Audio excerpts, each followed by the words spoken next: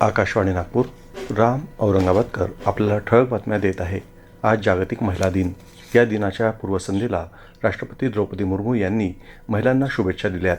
महिला या समाजाच्या आणि राष्ट्राचा पाया असून शिक्षित, स्वावलंबी आणि सक्षम महिला समृद्ध आणि प्रगतिशील राष्ट्राच्या उभारणीत महत्त्वपूर्ण योगदान देऊ शकतात, असं त्यांनी आपल्या संदेशात म्हटलं. या दिनानिमित्त राज्यात आज सार्वजनिक आरोग्य विभागामार्फत विविध उपक्रमांचा शुभारंभ करण्यात येत आहे. गर्भाशय, मुख कर्करोग प्रतिबंधक, HPV लसीकरण या राज्यव्यापी मोहिमेला आजपासून सुरुवात होत आहे. राज्य महिला आयोगाच्या वतीनं काल महिला सन्मान पोर्टलचं अनावरण तसंच मुंबईतील आयोग कार्यालयातील सायबर वेलनेस कक्षाचं उद्घाटन उपमुख्यमंत्री सुनेत्रा पवार यांच्या हस्ते करण्यात आलं. राज्याच्या अर्थसंकल्पात जाहीर झालेली पुण्यश्लोक अहिल्यादेवी होळकर कर्जमाफी योजना ही कोणत्याही पात्र संस्थेकडून घेतलेल्या कर्जासाठी लागू राहील, असं मुख्यमंत्री देवेंद्र फडणवीस यांनी स्पष्ट केलं. ते काल नागपूर इथं वार्ताहरांशी बोलत होते.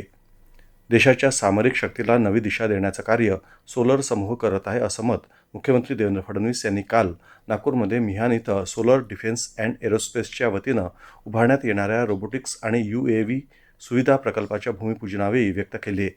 रोबोटिक इंजिन आणि ड्रोनच्या क्षेत्रात मोठी प्रगती होत असून सध्या जगभरात सुरू असलेल्या संघर्षातून त्याची प्रचिती येत आहे. नागपूर इथं राज्यातल्या पहिल्या XSIO बुद्धिमत्ता एकीकृत प्रगत औद्योगिक आणि निर्मिती पार्कचं भूमिपूजन मुख्यमंत्री फडणवीस यांच्या हस्ते काल झालं. राज्य शासनाच्या उद्योगपूरक धोरणामुळे निर्मिती क्षेत्र सकारात्मक दिशेनं वळण घेत असल्याचं ते यावेळी म्हणाले. घरगुती LPG गॅस सिलेंडर किमतीत 60 रुपयांनी वाढ झाली आहे. दर वाढीनंतर आता एका सिलेंडरची किंमत दिल्लीत 913, मुंबईत 912 रुपये 50 पैसे, कोलकाता इथं 939 तर चेन्नईमध्ये 928 रुपये 50 पैसे झाली. व्यावसायिक LPG सिलेंडरच्या किमतीत देखील 115 रुपयांनी वाढ करण्यात आली आहे. ICC पुरुष T20 क्रिकेट चषकासाठी गतविजेत्या भारताचा सामना आज अहमदाबाद इथं न्यूझीलंडशी होणार आहे. हा सामना सायंकाळी 7 वाजता सुरू होईल. T20 विश्वचषकाच्या अंतिम फेरीत भारतीय संघ चौथ्या वेळी पोहोचला असून न्यूझीलंडसाठी हा दुसरा अंतिम फेरीतला सामना असेल.